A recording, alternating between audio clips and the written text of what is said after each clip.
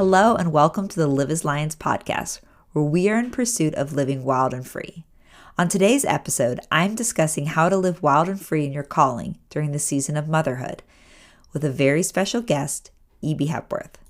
Ebie is a lover of people and has devoted her life to leading people in vulnerability and humility in a way that changes lives.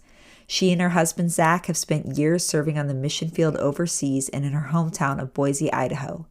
She has served Wipe Every Tear, an organization bringing freedom and restoration to women trafficked in the sex trade, for 5 years, giving her a front row seat to redemption. She then transitioned to building Fearless Co., to her now co-led nonprofit with her husband, Raising Worth. Ebie is the co-author of the book Fearless Girl, and rumor has it she's working on a new book. She is the mother of 4 children, 2 through Liberian adoption and 2 miracle twins. Her story of navigating through all these adventures is one for the ages and has molded her into the fierce, strong, brave lion that she is today. She is my dear, dear friend, and I am honored to have her here today. Together, we have been navigating the topic of calling and motherhood for years, both wrestling with it and championing each other in it. And so today, we're going to be navigating it further. Welcome, Lions. Let's dive in. Okay, Ebie Hepworth on our show today. This is the most exciting episode because I finally get Miss Ebie here. Ebie, welcome. And where are you right now? Tell us where you're recording this from.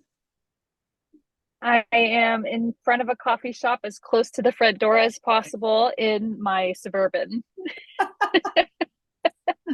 I feel like everyone, I wish you could see the video of this because it is the absolute perfect backdrop for what we're talking about today. On brand. Yes, it is Yeah, on it's brand. so on brand for us.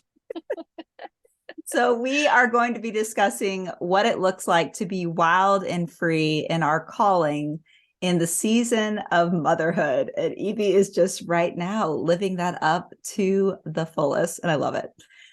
Okay, so Ebie, let's talk a little bit about how we came to know each other, because it is because of calling and it is because of motherhood that we became friends.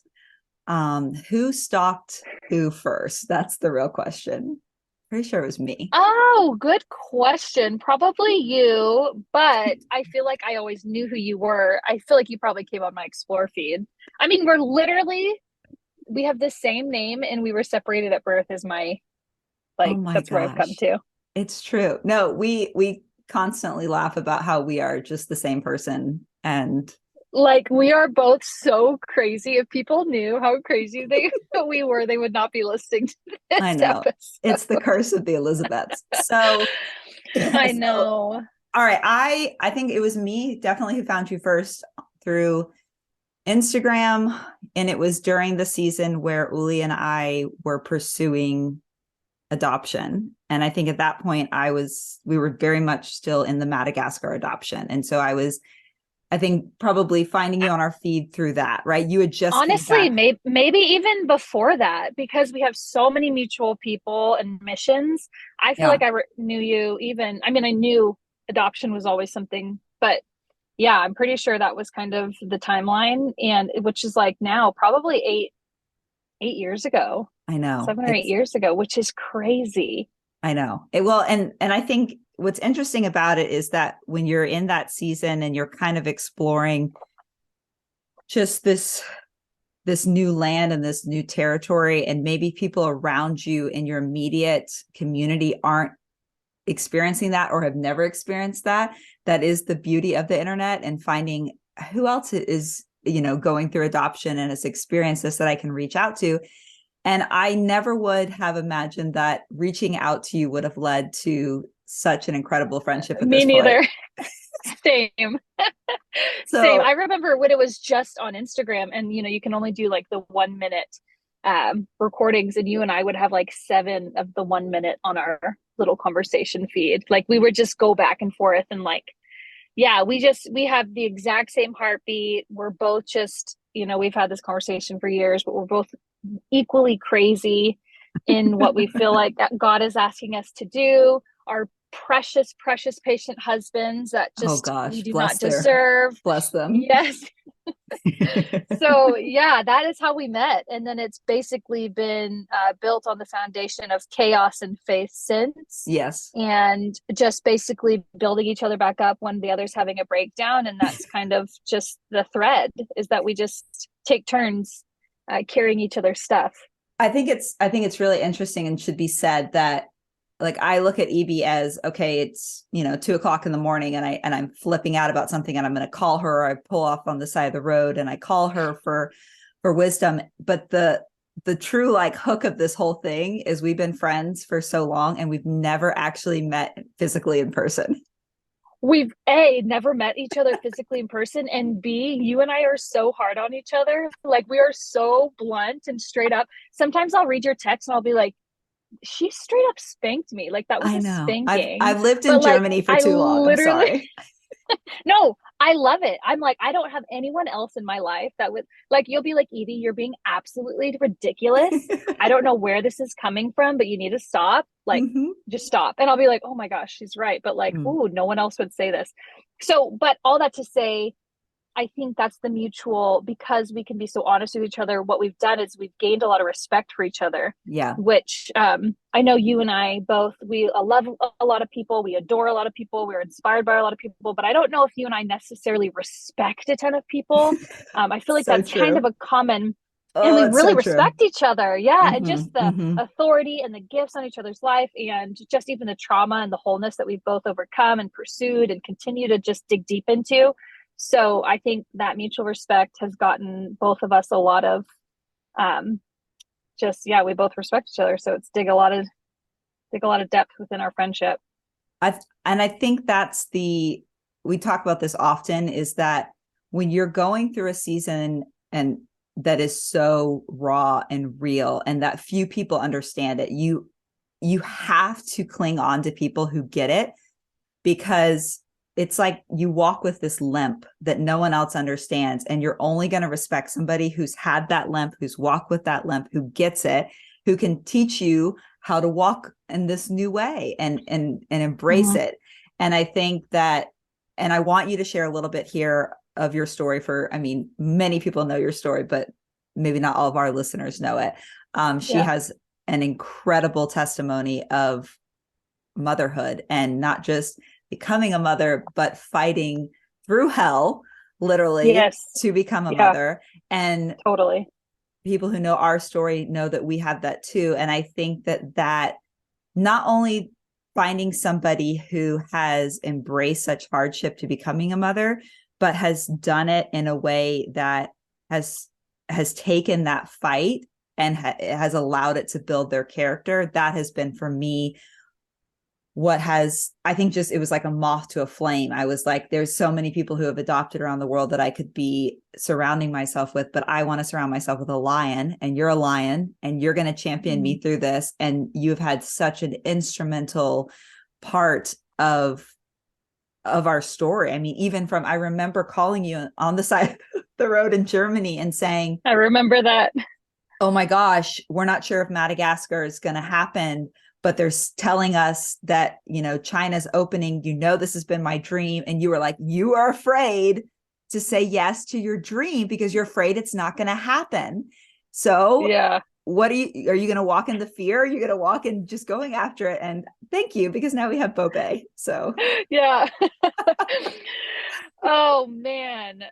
It's like actually crazy, because when I think of both of our lives, it's like kind of like the PG-13 version of like Mission Impossible or something, just because like the common thread between both of our lives is like, I feel like you and I are always kind of waiting for the shoe to drop. Like, yes, yes, nothing has given. And it's nothing's interesting, easy. even even as new seasons, as in motherhood and just all the different hats you and I wear, I'm kind of I want to grow to a place where I'm not always on defense waiting for something bad to happen. I'm not there yet, because right now I definitely still do that. Each room I walk in life, I'm like, okay, this is cool, but like, what's the bad side? Hmm. So I think that that's something that you and I, through all the common threads of all the different seasons we've walked through together, we've really had to tackle hard stuff. Yeah. And it's only been by healthy community, healthy questions, healthy anger, healthy emotions, just like sifting through all of that and saying, okay, what's valid here? What's not? Okay, you're obviously on my team, but you have a different perspective. So tell me what you see. It's just like, oh my gosh, even when I think of your life, it's just like, I can't even like just all the different things that you've walked through. I'm like, this is not happening. This is a TV show. So yeah, I mean, you and I have had a fight for motherhood, but not only Yeah. motherhood, but everything, obviously Yes. daughterhood, like Yeah. that's where it all started. And you and I were like, I need my identity firm as a daughter because going into motherhood, it's going to be shaky if I don't have it. And, Mm, um, yes. just obviously stepping into motherhood via adoption, it's a niche. It's a special, Yeah. thing. It's different. And there's so many conversations, thankfully, because of the internet and all these things that are starting to kind of come to the surface. But like you and I, it was like a lot of we're very aware because of our background in nonprofit and missions. We are very aware of the brokenness of adoption. Sometimes almost too aware, maybe, Too because we're just aware. like, Yeah. We're yeah, hypersensitive to every aspect of it. yeah, And yeah. Yep. totally, totally. And just world poverty and just all Yeah. injustice and social justice. And just, we have so much background within brokenness. And so Hmm. it's been really interesting for you and I not to accidentally sprinkle some of that brokenness on the current story and just like not, just like you said, maybe accidentally give our lip to our children Yep. because of what we know, So we both, it's just crazy. Like we both have gone through having no money in our bank account and God funding adoptions. We've had missions, feeling called to mission. We've had, getting stuck in countries that's like, okay, we've had diagnoses. Yep. Um, and so I guess even your first question was kind of a small mini testimony. My husband and I were full-time missionaries, similar as Liz and Uli, and we felt the call to adoption. Um, and before we adopted, we had an ectopic pregnancy, which basically at the time we had no idea infertility would be a part of our story, but it basically birthed this concept of starting a family. And my husband and I were very, very young at the time, but because we were in international missions, we knew how we were involved in the anti-human trafficking world. So Hmm. pursued adoption, never anticipated to adopt two, really didn't even have the faith for two, and end up adopting these two beautiful babies from West Africa. The best And in the children. midst, Yep. the best. The So my best. biggest is Esther Birdwell, but we call her Hmm. Birdie. And then our youngest or second son is Asa Kingsman. And basically, through that process, that was a little under 2 year process, which with international adoption is very fast. Yes. God just did a surplus of miracles and found out that we were going to, maybe infertility was going to be a part of our story about 2 years into that journey. And so we were very naive. We're like, okay, this is amazing. And then through that season, we found out that our son, we had no idea he had any health issues. He got diagnosed with a terminal genetic disease, Duchenne muscular dystrophy, Hmm. which just hit us like a bag of rocks. Um, Again, one of those moments where you're like, and I say this a lot, uh, kind of like in my spirit, but also verbally, I'll be like, this would only happen to us, Yes. Yes. like why? And it's even interesting because even from a young age, my full testimony, I've had a hard life. I've never really had anything handed necessarily to me. I understand the privilege of where I was raised and different aspects and variables of my life, but um, all those included, I've had really hard life. I've had a hard life. And so Yes. from a young age, I felt this weird gift to suffer, which is very, very strange. Um, and I don't even know if I would have had the language from a young age, but I've always had this deep strength, which I know that you Hmm. occupy Hmm. that same spirit. And like now looking back, the language would be just like this lion within me. But um, a few years ago, before I was dating Zach, before all of these things, I had this very vivid dream. And it was very, very interesting. I came down the stairs of this house I was living at, and I was holding this baby, and I knew it was wrapped in a blue blanket. And um, I came out around into the living room. I don't even know if I've ever told you I'm this like, story, I'm on actually, my Liz. seat right now. I'm like, Yeah. whoa, okay, Yeah. tell me, tell me, tell me. And I don't even know if I've ever shared this on a podcast. So this is like breaking Oh my breaking goodness. news. Breaking news. Okay, so I had this dream. I came around the stairs, and it was kind of funny because Zach and I were just friends at the time, but he was sitting on the couch. We were not dating. There was no romance involved, anything, and which was made the dream even a little bit more awkward when I woke up. But I came around, I saw him sitting on this couch, and I was holding this baby, and I lifted up the blue blanket was covering his face, and I lifted up the blanket, and I knew that it was dead. I was holding this baby that had passed away in my arms. Whoa. And Zach looked at me in the dream and said, his name is Isaac. And I looked at him and just like started weeping.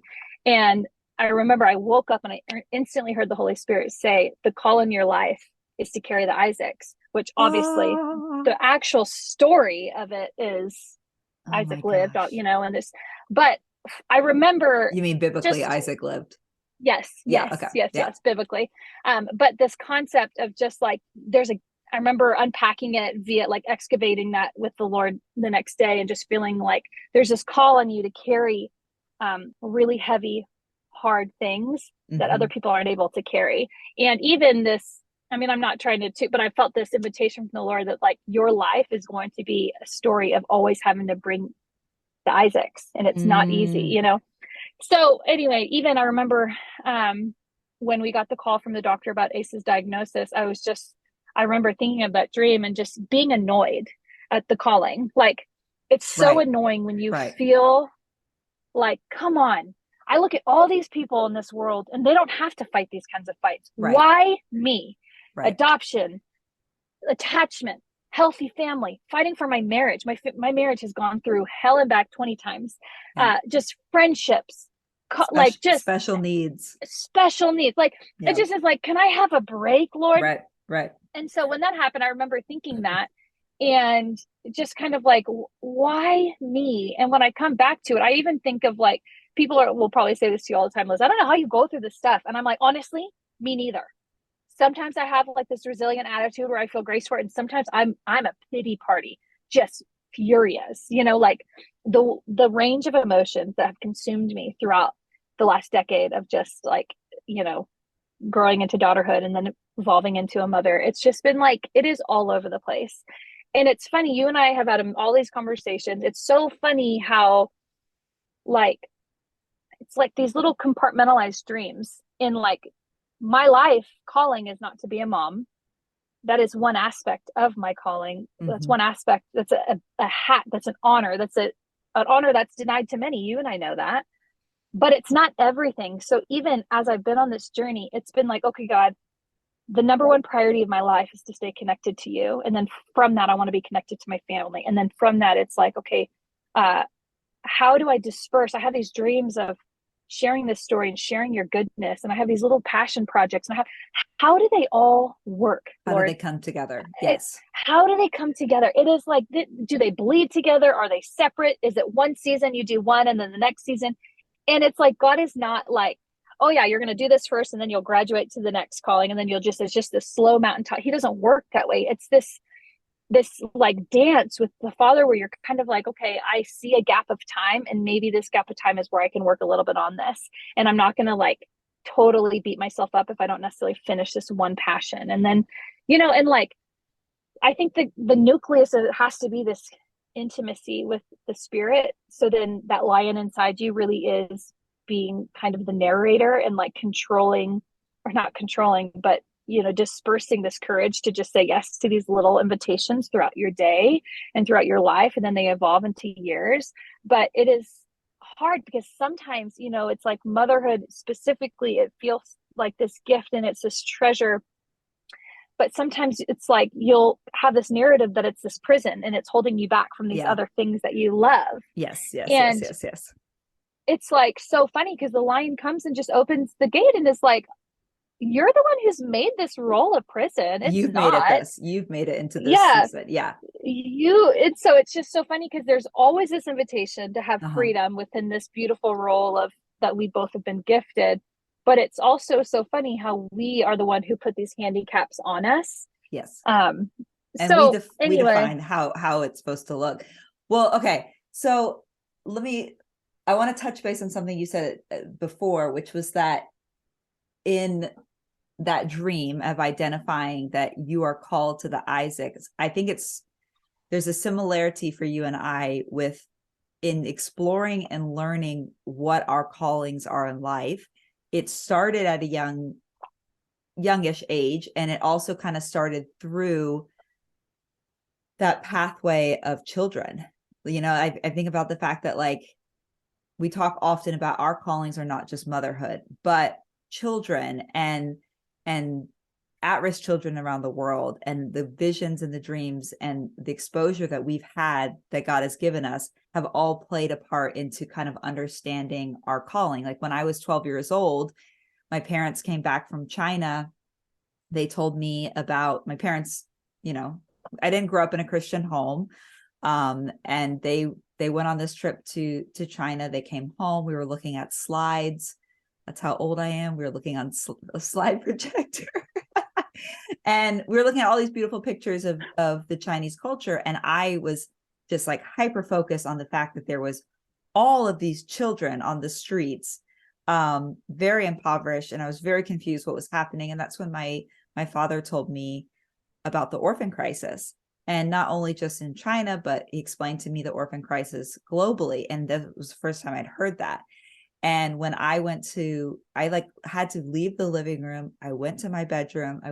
And I was crying because I was so just distraught by the thought of children not having parents and children being left alone and not being able to thrive in this world. And that was the first time I heard God's voice. And he said to me, "You will adopt a little girl from China one day."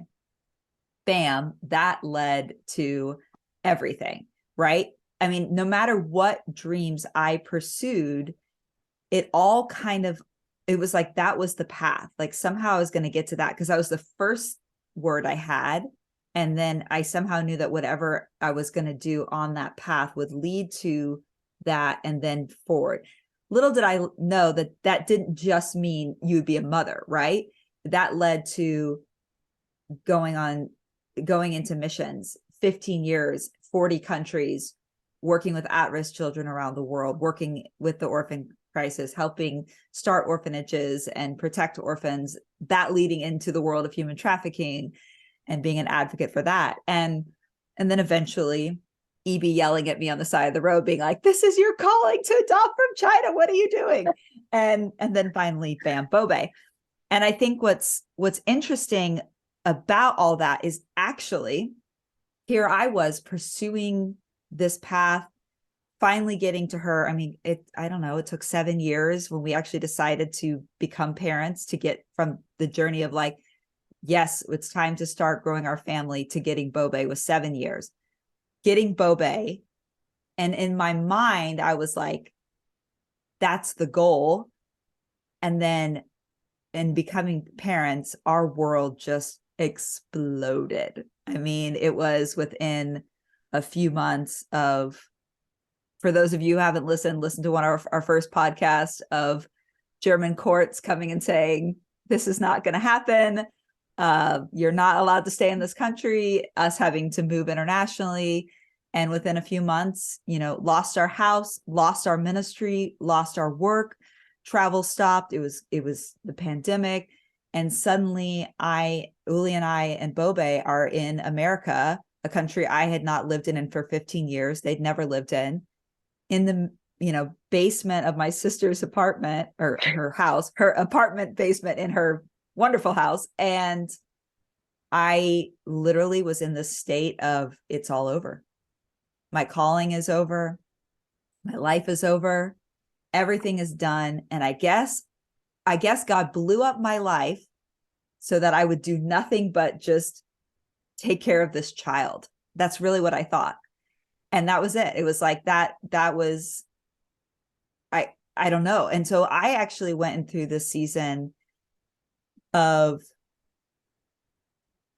loss, confusion, and almost like resenting motherhood because it blew up my life. And yet I felt so guilty for feeling that way because I was so in love with my child and so in love with being a mother. And I wonder, because you and I have both kind of we've had to fight so hard, and it has cost us so much.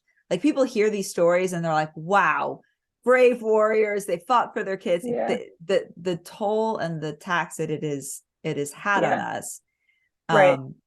it has cost everything. And so I wonder if you ever kind of had that season of feeling like, this is jeopardizing my calling, this is jeopardizing my life, and yet I feel Oh, guilty for yeah. that.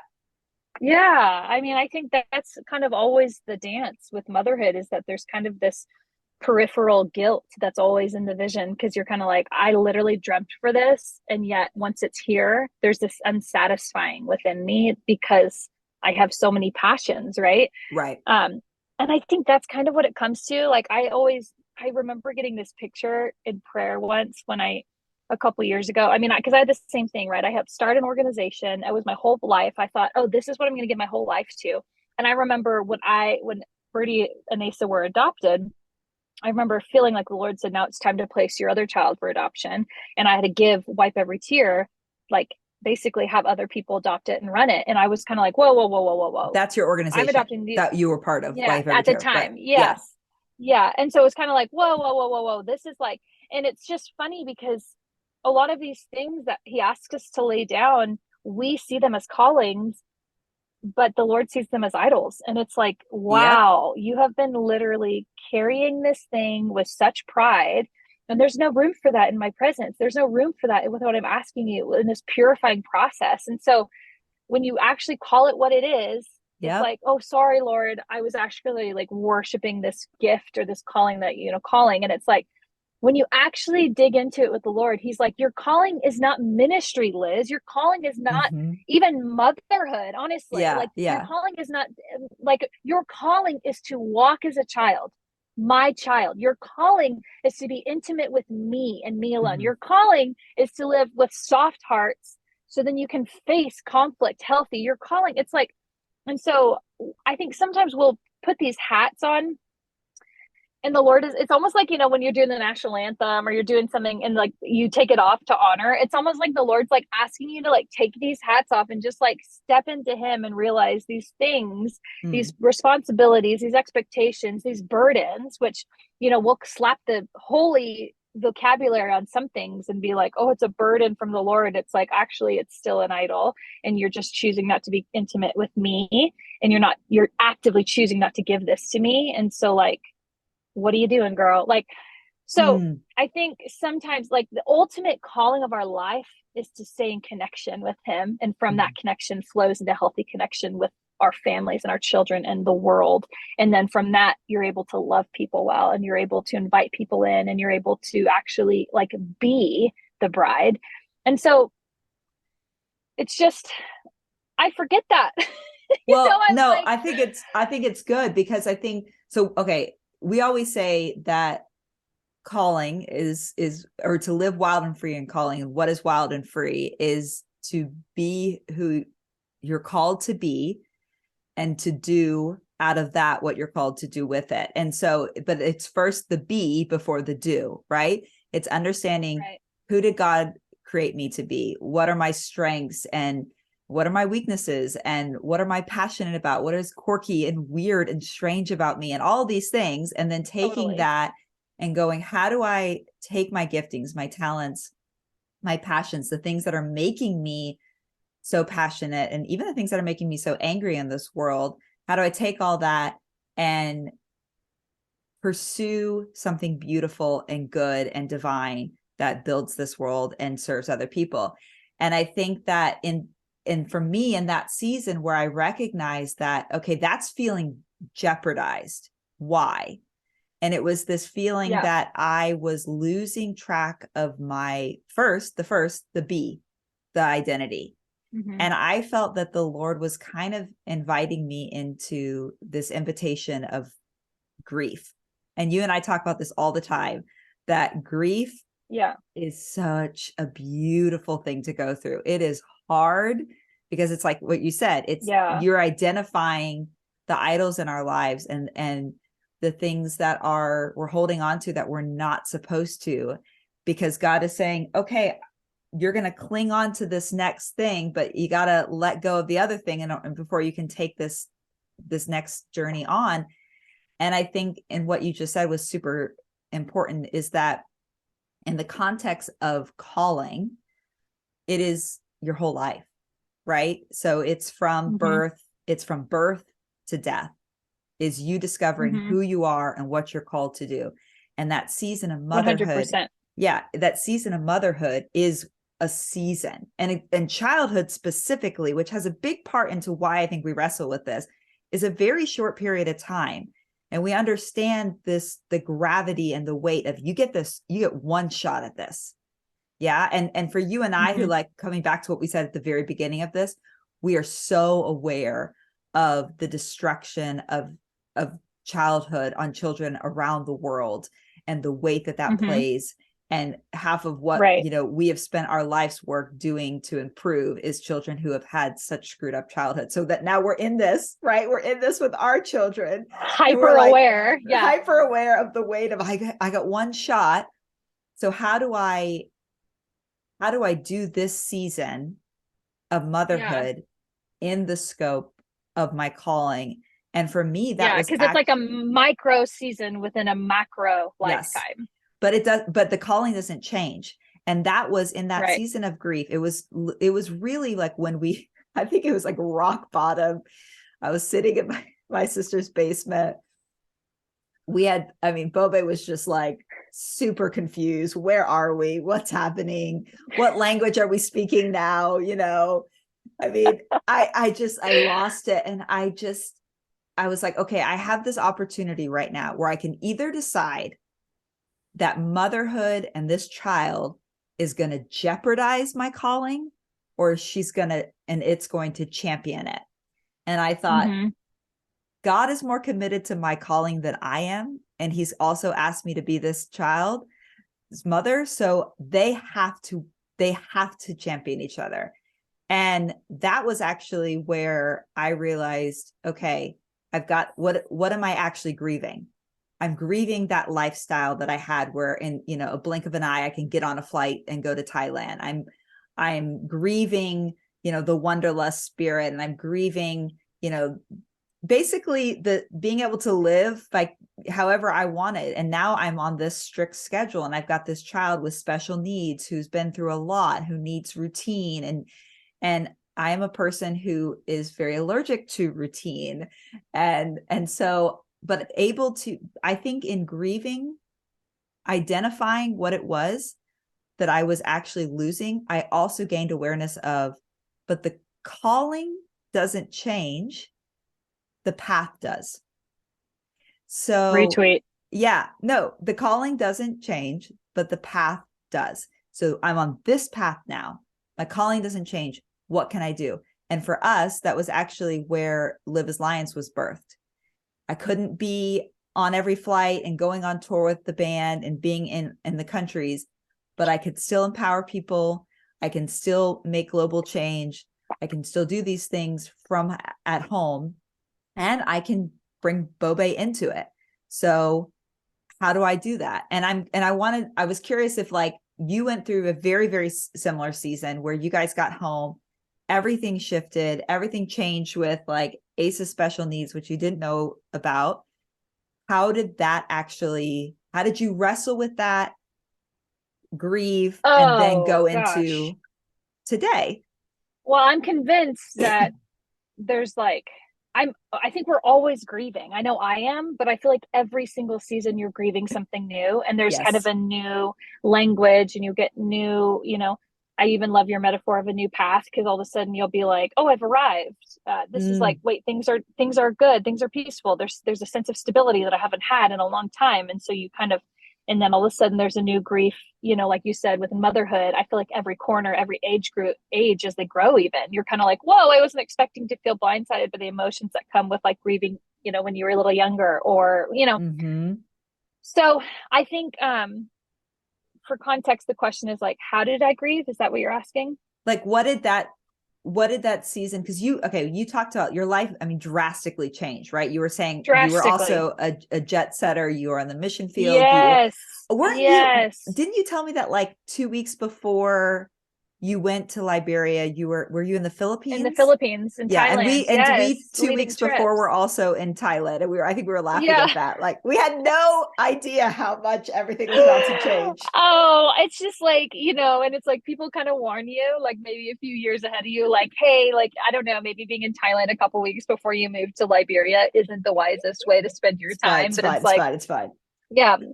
So I think, you know, it's so funny because you'll kind of give your efforts to these different things. Like you'll kind of force old ways into new seasons, and then Yes. you'll find yourself frustrated. And then you're like, oh, wow, I forgot to consult the guardian of Mm. peace on this idea. And then you're like, Mhm. oh, no wonder I'm ridiculous. Like, but I do that all the time. I will force old ways into new seasons and it just doesn't work. And that is the importance, and it highlights the absolute necessity of community, of Yeah. prayer life. Like, because you'll call it out in me all the time, like, hey, like, I don't like, do you think that's a good idea? I'm like, oh, I don't, I guess I just assumed it was because it worked a couple weeks ago, or it Right. worked last year, And that season it and worked. And it's, now, yeah. Mm-hmm. and like, honestly, I feel like gracing, like, as we grow up, a metaphor is that is like parenting ourselves in new seasons, because like how I parented Asa when he was 2 will not work now when he's 7.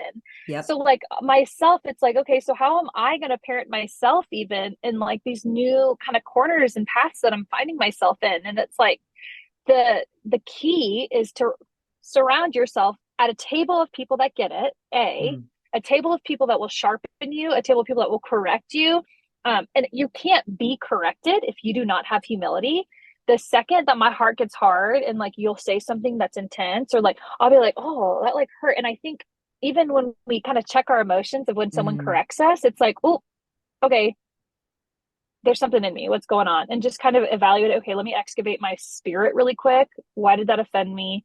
Or when my husband talked listen to me, like, why did that like irk me? What's happening? And so it's this constant pulse on my own connection with the Lord in new seasons, and then also inviting other people into my life so then I can speak into it. I think that's the beauty of the bride, is that they have a Mm. voice, not higher than the Lord's, obviously, but what a gift, because community is tangible. Like the voice, a phone call from Liz is tangible. Like her wisdom that's poured on me, it's like a tangible thing where, with the Lord, it's this beautiful, it is tangible, but in a different way, right?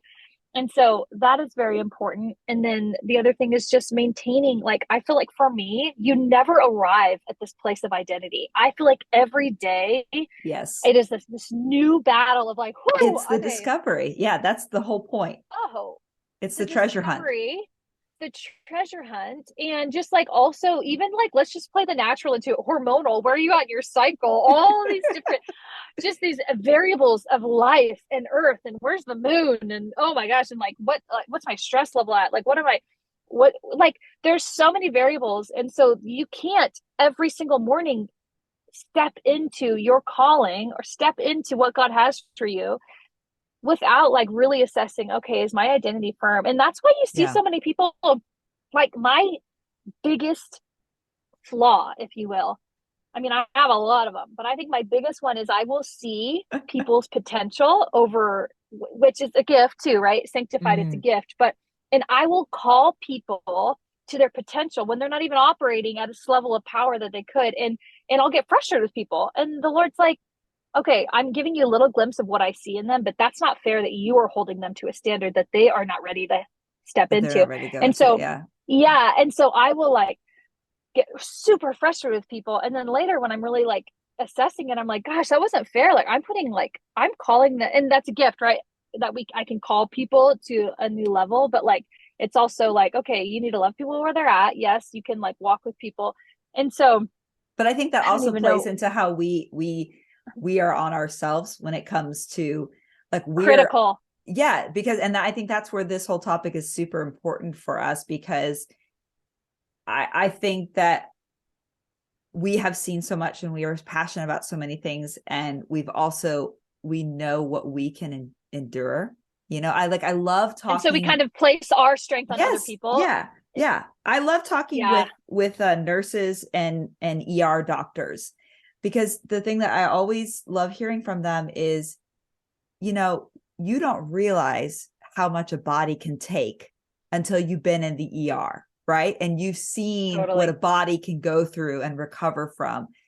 And so you know how you can push your patients and keep them, positively in this mindset of like, no, you could do it. And I think that you and I, because we're people who have been through so many things in our lives, we understand this resilience, and we have this thick skin, and we have this toughness, and that we have this also confusion of thinking that everybody else has that as well. And so that we need to push the world, push our children. Oh my gosh, poor Bobe. Oh, my poor kids. Poor kids. Right. Yeah, my mom was a drill sergeant. Yeah.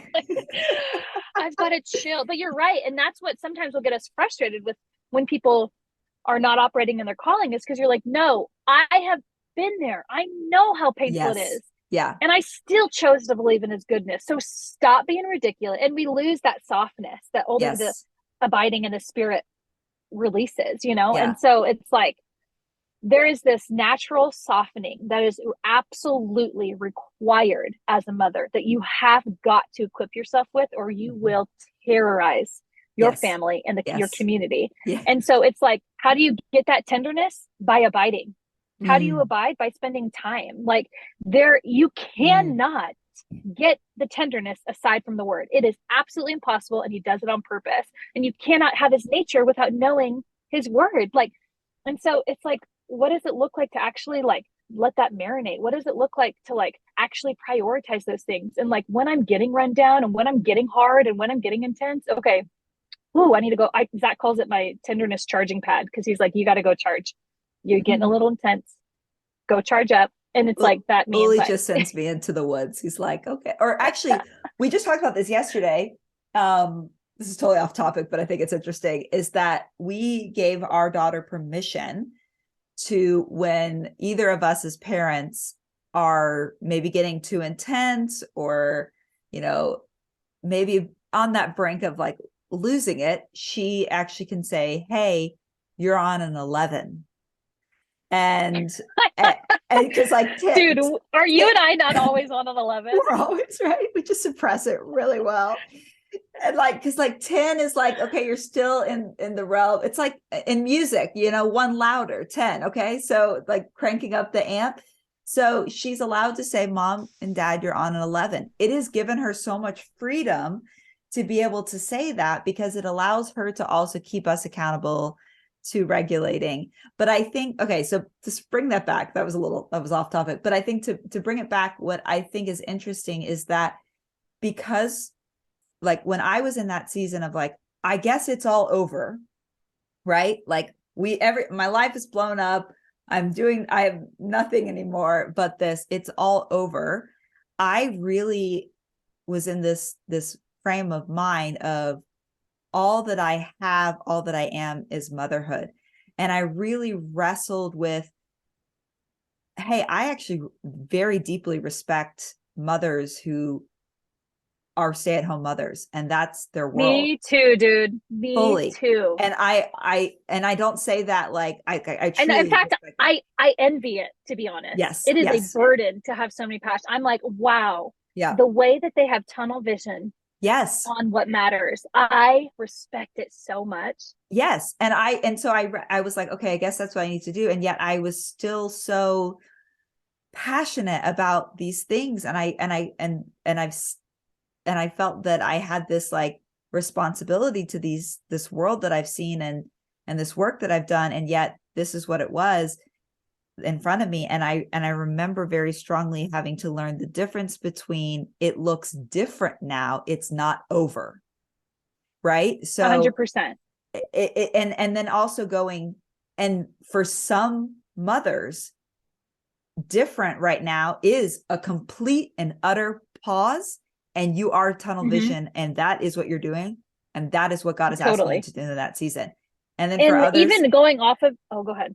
No, go for it. So going off of that, it's interesting, even your metaphor of a new path. What's interesting is when you do find yourself really committing to the path that maybe you're unexpectedly on, how it activates these new passions or callings, if you will. Like, and I shared this with you a couple weeks ago. I never sang in my oldest brother went to NYU Tisch, beautiful voice, actor, really like led our family in the vocal scene, right? Um, and I always really wanted to sing, but I was the athlete, and that was what was stamped over my life. And so I just Mm-hmm. kind of abided in my athleticism versus any other gifts because they weren't cultivated, they weren't encouraged.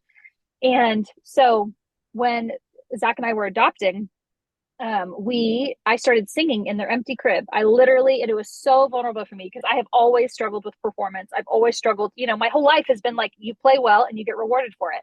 And so that really has always been my kryptonite, is like, oh my gosh, Lord loves me as I am, no striving. And so I would go into this crib and just sing. And Zach was like, Oh, Elizabeth, and he's like, Elizabeth, you have a beautiful, Elizabeth, like, oh my gosh, she's like blown, wow, you have a beautiful voice. And it was like this whole vulnerability, but it was this activation. I never would have done that if I wasn't really like submitting to the season that God had invited me into. So yes. long story short, I'm singing by myself quietly.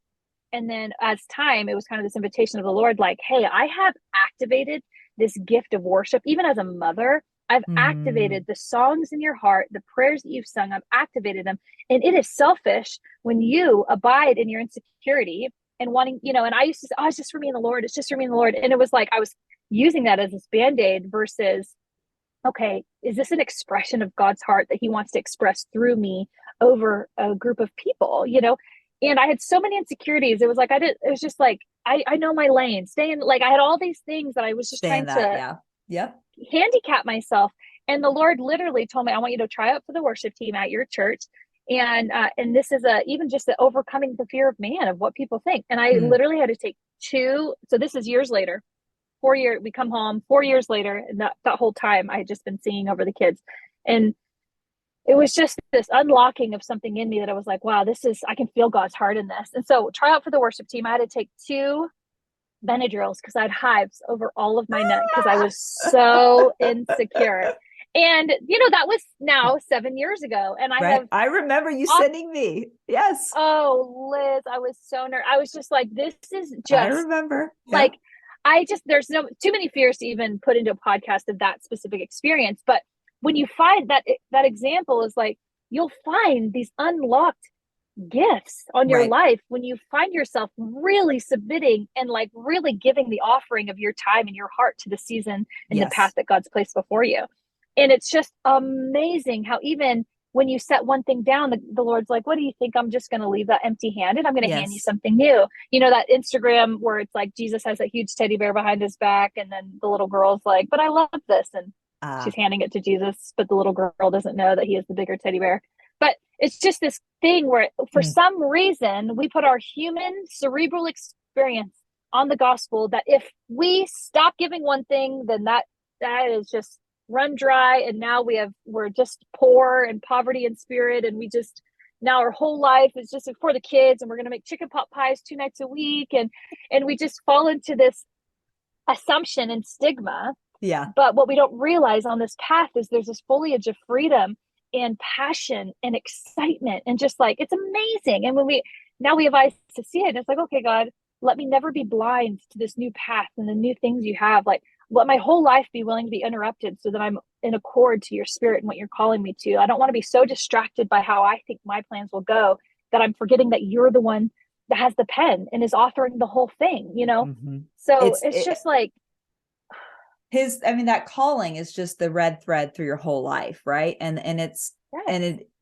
exactly what you said. It's in discovering more and more of who you are, you just start to discover your giftings and the different talents that you have and things that you never knew would be possible. And I remember, I mean, for us, we started an entire toy line because we brought Bobe home and I could not find any toys that were going to share the message with her that I wanted her to know of, you know, you will be okay and God is with you and you will be brave and strong and we will get through these things together and you are not alone. And I remember being like, I just can't find anything that's like a really great reminder of her identity and her truth. And so I just started making her stuff. And then that's why I started the whole lion production. That's why I started the Lionhead Peg dolls. And people started asking me about them and saying, hey, I also have an adoptive child and I also Yeah. would love to have some of these. And I thought, okay, let me start making them. And then suddenly the world of music and singing about empowering people, transformed into us making toys and products and artwork that would also be able to be in people's homes. So can I interrupt you for a second? Yeah. On Shark Tank, they always say that the best invention is when there's a need and they realize they need to meet it. Yeah. And it's like, apply that into even callings. It's like when somebody is recognizing, wow, the world needs this, and it's like oddly in me. And then all of a sudden it's like, wait a minute, but here's the kicker, is that you had a lion within you to actually do it. And 99% of people that have a passion and recognize, wow, there's a missing piece to the puzzle and I feel like it's in me to meet that, they don't have the freaking courage to go after it. And it is so frustrating. And I would argue to say it's because they don't have true, I mean, obviously identity, but it's they don't have people at their table saying, Liz, like the world needs this toy and you've obviously already created it. So like, how can you get it out to more people? Like, and it's that courage that changes things, that leaves the world different, because you actually did it and it takes hard work. And people will try and say, oh, it's like, I don't feel peace on it, because they feel a little anxiety because it's going to take hard work. But it's like actually amazing. It's like you're confusing anxiety for hard work. Yes, it's a little bit foreign for you, and it's a little bit stressful. And I think it comes back to that grief, because I was just super restless. And in my mind, it was either like, it was so black and white. It was like either I'm longing to do these things. I'm longing for these passions to, be birthed out of something. But if I even touch them, I'm going to be a bad mother. And it comes back to what you said, because you have this perspective of how to do it based on the old season, the old life, the old who you were before a mother, knowing very well that, I mean, our lives were literally like, I would look at Ula and be like, do you have a passport and do you have a change of underwear? Okay, now we can get on a flight and go to Ethiopia next week. Great. And now it's like, whenever we travel, I need like 17 suitcases. Like, why do children need so many things, right? I know. But I know. But just going, okay, oh, I still have these longings. I still have these things that I need to pursue. I've got to do it. That's not bad. That's not where we need to change. It's the how do we do it? And so for me, it went from, okay, there's a pandemic. We're not leaving this country. So how do I still impact the nations from here? And that's where I said, well, there are still orphans around the world who need to be served and need to be loved. There are still children in human trafficking that we need, to magnify. And how do we do that from here? And that's where we birthed it. And I'm wondering with Raising Worth, like, never would have happened had you guys not been parents. So how did your children, in that sense, how did you welcome them to champion your calling instead of jeopardizing it? That's such a good way to ask that question.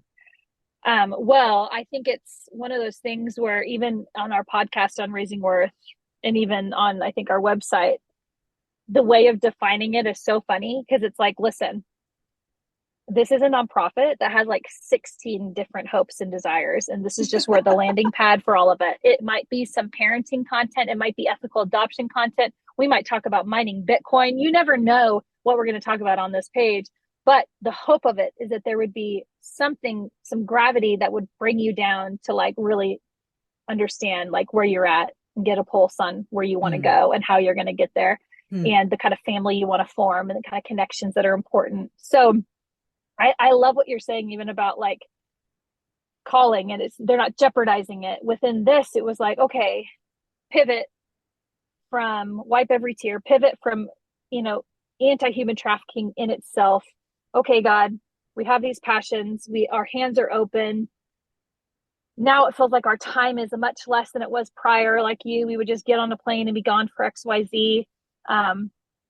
So what now? And he's like, start this thing and then I'll give you the next step, And so I feel like right now, even within this conversation, I don't know if you struggle with this. I know we're probably close on time. But I feel like I am every single hour of every day always have this arm wrestle battle with guilt Yes. because I am like, oh my gosh, I feel like God gave me this idea for raising worth. I know about the injustices around the world, but like I've got doctor's appointments today and like Yes. I'm also really burned out. Like I'm like, it's Tuesday, it's Wednesday and I'm like burned out and it's 9:30. Like, oh shoot. And it's always this constant cycle of like, I can't believe God trusted you with this and you're not doing it all the time. And it's like, Mm-hmm. he knows. He's not sitting on his throne thinking you didn't stay up your card of 6 hours today with raising worth, helping the orphans. Gosh, Elizabeth, who do you think you are? Like, that's Right. not the tone of the father. No. And so for me, letting our kids champion raising worth, okay, so it's like, what does it look like to be able to give in this season? It feels like it's the crumbs of our time. But how crazy that even the crumbs in the Mm-hmm. gospel does something, right? Does something. Even like, and so for me, I've learned, okay, I'm going to give him my crumbs and that's enough for him.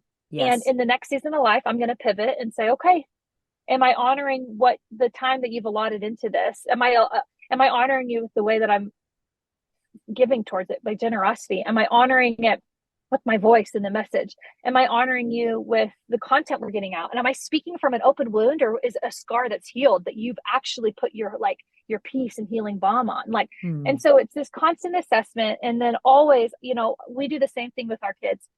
They always have to correct me much more than I have to correct Zach because Zach naturally flows at a much slower pace than me. But they have full permission to say, "Hey, mommy, you didn't choose me today." Is our language. Ooh, I love that. You chose. Oh, Well, try being on the receiving end of I'm it. You're saying like so for it. hearing that. Yeah, Oh from sweet God. little Lisa and Birdie. Birdie is really amazing at learning how to. I don't know, it's just her age, but she's also so just brilliant. Her mind, but she is really good at assessing and even we have a no phones at the table. And it was funny because even this morning, Zach had his phone at the table and Birdie looked at Zach and said, Daddy, no phones at the table. And it's this, kind of creating this culture, right? And so that's within our family, it's like letting them actually champion it, not burden it and not Yeah. dampen it and put the light out. And so we are always having like, what does it look like? Okay, Sabbath. Oh wow, this is our one day that we actually probably could podcast or we could create some stuff or we could. And the Lord's like, no, not outside of how I've asked you to live your life. And so, Mm. yeah, I think just uh, in the world, secularly, kids are in the way, but Yep. in the Yep. kingdom, they are the path. They are, Yes. the invitation, if you will, to really like they are the ones God is speaking to. They are Come, children, unlocking. come. I want Yes. to speak to Yes. you. Yes. They unlock the And next, so, yeah, journey. Well, I yeah, think and it activates the child within you, right? So, oh my God. Well, that's the big one, right? That's what I realized is that and as I was becoming a mother, learning this world again of childhood, I was coming full circle back to my childhood, my childlike faith, and the beginning of identity. And that always is going to play into, it's like a reset. And then it resets your it is. calling. It helps you It is. identify what what was I pursuing out of a healthy childhood and out of an unhealthy childhood that was affecting my calling and the way in which I did it. And I also think like something that you Mhm. said was interesting is like how important it is for us mothers to remember that in seasons of the mundane and seasons of the routine that we can still give, minivans and diapers the same intentionality and time and all of us, our giftings, our passions, our love as we do everyone else in our callings and all the things that we pursue. And some days there is room for that. And some seasons there are room for, there's more time for those things. And some seasons there's not. But as long as we are continuing to walk in the wild and free of our identity and who we are, then I have found that I'm mothering much better. I'm more free. I'm more at peace with the season that we're in. And I'm also realizing I am championing my daughter to see all of that, and so that she has this platform to become who she's supposed to be in that. But it's when I'm wrestling her, and it's like you said, when I'm not giving all of myself to you today, you become my enemy, right? And we don't even realize it, Yes. that our children become a threat. And they feel that. And 100%. so I think it's 100%. it's the submission. It's the daily submission of the path. Yeah. Today's path might look 100%. like Yeah. getting to go on an adventure, and today's path might look like, Yeah. I'm here and I'm doing nothing more than the chicken pot pies, but I have not changed. God has not 100%. changed, and Yep. who I am hasn't changed. So, okay. Yeah. And involving the importance of play, like Yeah. when we play, it gets our spirit even back to that childhood place of like, because I'm the worst play mom. Some moms like get on the floor and play with their kids, and I'm like, gosh, I love that they're doing that. You know, I'm like, wow, they're like, you know, I'm the mom that always has her phone on her, and I hate that. I'm like, gosh, why? You know, even last night we're getting ready, Birdie, we were on the couch and we were watching the Lakers game, and I was just scrolling mindlessly, and Birdie looked at me and was like, I want to snuggle with you, and I said, well, come here.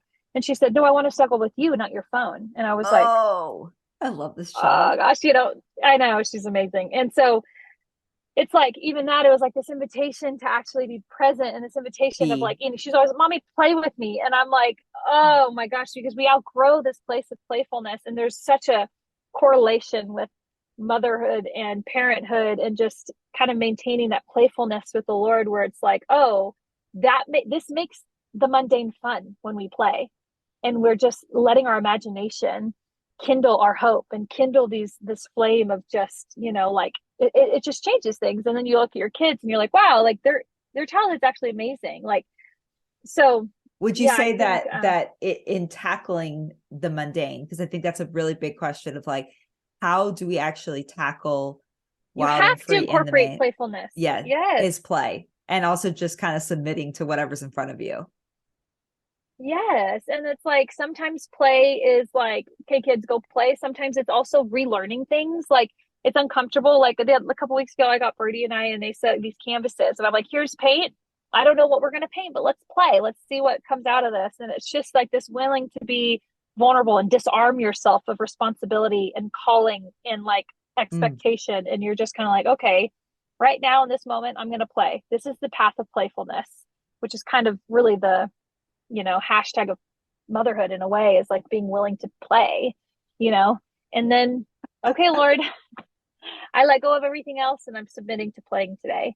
But and how would you, on the opposite side of that, how would you say, okay, so submitting to the season, submitting to whatever it is in front of you that is requiring you as a mother to be present for, but how would you also tell somebody who says, well, but I do feel like I'm supposed to be doing these things, and I do still feel a help. calling to them? Help? Yes, I literally, as I speak, this is the first season in my entire life that I've actually had the released my pride and said, Zach, I don't know where within our budget this works, but I have to hire help that I trust and love. And I have to go. I feel this burden truly for me in this season. I feel God asking me to write a very specific book on suffering with the Lord, right? Oh, And can't wait. yeah. And so Tuesdays and Thursdays, this is the first time. And here's the thing is I've had to wrestle a lot of orphanism. Like, I'm like, oh, I don't deserve this. I don't deserve help. Oh, what if they don't get it? My kid is so special that they just, it's not going to, Yeah. I'm not asking for a replacement. I'm asking for a few hours of help. And within our budget, I didn't know where it was going to come from. And Zach's like, here's what we're going to do. We're going to move this. We're going to go to Costco once less a month. We're going to do, and it's like, we're moving things around starve. because this is a priority. Yeah. Honestly, that's the thing is it's going to cost you. It's going to cost you. You'll figure it like out. Yeah. You you can always budget and always move it around. No, that's good. I mean, I wish and Uli like was here. even just at nighttime. Yeah. Yeah.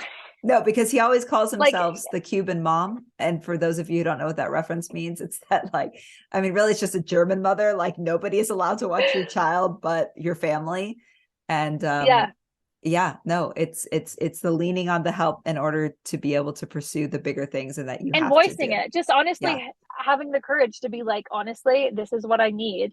And I don't know Yes. how it's going to happen. When Bernie and Asa were really little and we were still full-time missions, we had a YMCA membership, and would get 2 hours of kids, Oh yeah, whatever, we're using that. daycare. Yep. Yes. It Oh, I is would such a literally blessing. Yep.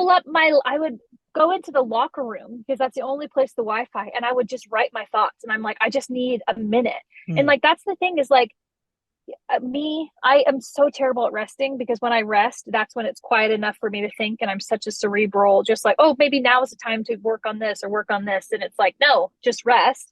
But as a mom, your calling, your identity is to always be at a place of rest, right? And that is Oh, something that I struggle with and I don't always show up for. And you have to show up to rest. You can't just like, And so these pockets of rest are where you will get the ammunition to continue forward and fight, to be present with your kids, be present as a spouse. Okay, I took this 2 hour pocket of the rest. I let my kids play at the YMCA. I was in the locker room, literally sitting. The only spot was in a stall on the toilet, writing some of my thoughts because I had to get it out. hot. And then, yes.